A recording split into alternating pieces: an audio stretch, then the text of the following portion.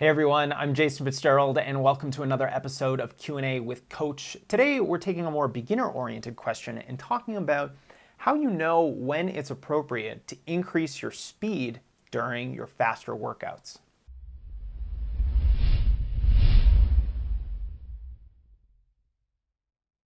All right, here we are, episode 28 of Q&A with Coach.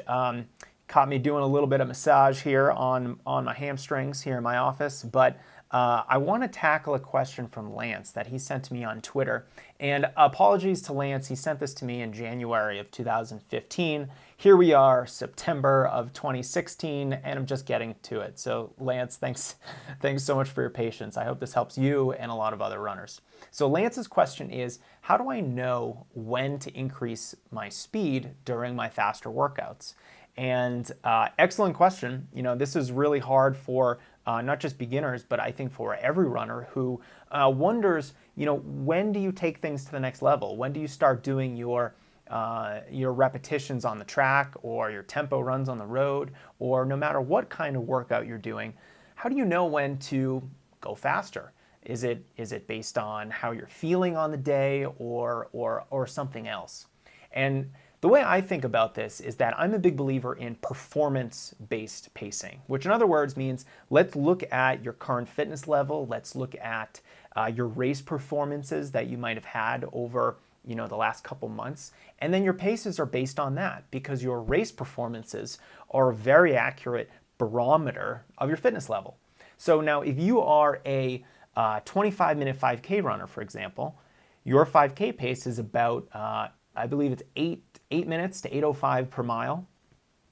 And if you're doing 400-meter repetitions on the track at 5K pace, well, that's your 5K pace. It's about 8 minutes to 8:05 per mile. And you'd be running those repetitions at about 2 minutes or 2:01 per 400 meters. Now, let's say you work really hard for a couple months and you have this breakthrough race where you run a 24-minute 5K. You PR by a full minute. So, you still have another month or so until your goal 5K race, and you go to the track to do some more 400-meter repetitions at 5K pace.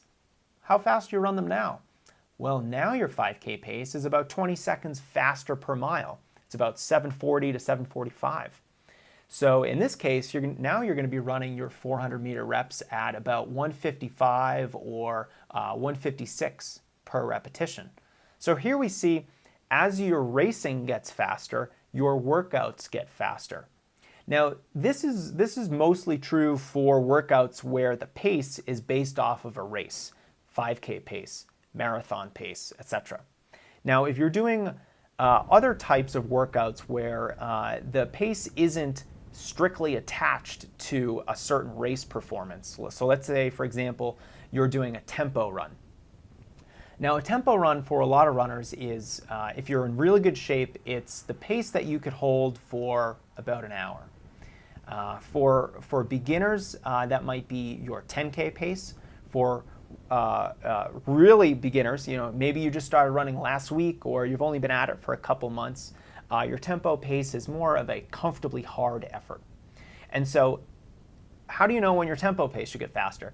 You can use a race pace calculator, plug in a recent race pace, race time, and then the calculator will spit out your tempo pace. That's one option. Now the other option is to go by feel.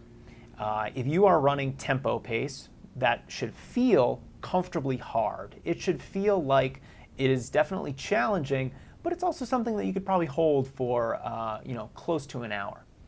Now, these paces are definitely fluid. They're going to change a little bit. If it's really hot, you didn't get a lot of sleep, maybe you didn't have your coffee and you're a little cranky in the morning, well, your pace is going to be a little bit slower, and that's totally fine. I think there needs to be flexibility in all of your workout paces because you need to account for all those issues, whether you're tired, whether you just did a long run 2 or 3 days ago.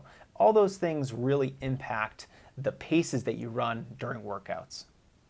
Okay, finally, the other thing that I want to mention here that I think is really important is that you don't necessarily always have to run your PR pace during workouts. So let's go back to our now 24-minute 5K runner whose 5K pace is about 7:40 or 7:45 per mile.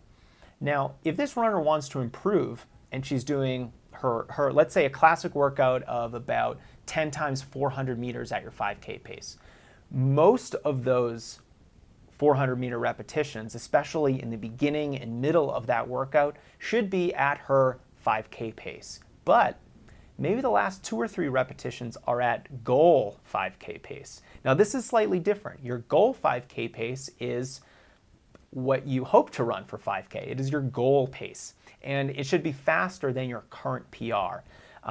So for the 5K, generally somewhere around 15-second all the way up to a minute improvement is a really good kind of range where you can try to hope for a PR. And so in terms of how that would impact your pacing, well, a minute PR is about 5 seconds per 400 meters. Let's see if my math is right on that. Just about 20 seconds per mile, so 5 seconds per 400 meters. So this runner might be doing most of her repetitions in about 155, but then maybe the last couple repetitions she goes 154, 152, 150. Maybe she's feeling really great and closes with a 149 400 meter.